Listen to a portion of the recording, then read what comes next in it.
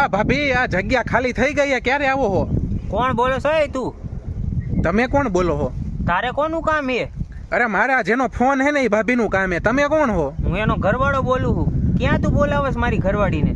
અરે ભાઈ હું સલૂનમાં નોકરી કરું છું અને તમારા વાઈફ આવ્યા હતા ને તો એને હેર સ્પા કરાવવાનો હોય ને ફૂલ બોડી મસાજ કરાવવાનું હતું, એટલે મેં કીધું હું તમને એને હમણાં ફોન કરું, નંબર અહીંયા રિસેપ્શનમાં લખાવતા જાઉં. તો પેલા એમ વાત કરને ડાયરેક્ટ ભાભી હાલો આવી જાવ, એટલે તારે કઈ બોલવાની રીત હે? અરે તમારા વાઈફને ખબર જ છે કે હું ફોન કરવાનો હતો કે અહીંયા જગ્યા થઈ જાય ને હેર સ્પાનું બધું કરવાતું. અમારા આ ફિમેલ સ્ટાફ રહ્યો ને એ ફ્રી નહોતો, વધારે ગરદી હતી ને એટલે.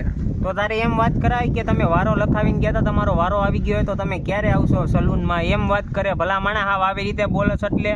પણ તમે ઊંધું સમજો એમાં હું શું કરું હવે? આટલો શક ન કરાય બાયડી ઉપર, સીધા શક કરી લ્યો તમે. શક નથી કરતા, તારા જેવા કોકના ઘર ભંગવશે. બોલતા શીખ પેલા, પાછો મને સામે સલાહ દેશ. અરે ભલા માણા, તમારા વાઈફને મેં કીધું તું કે જગ્યા અહીંયા ખાલી થાય ને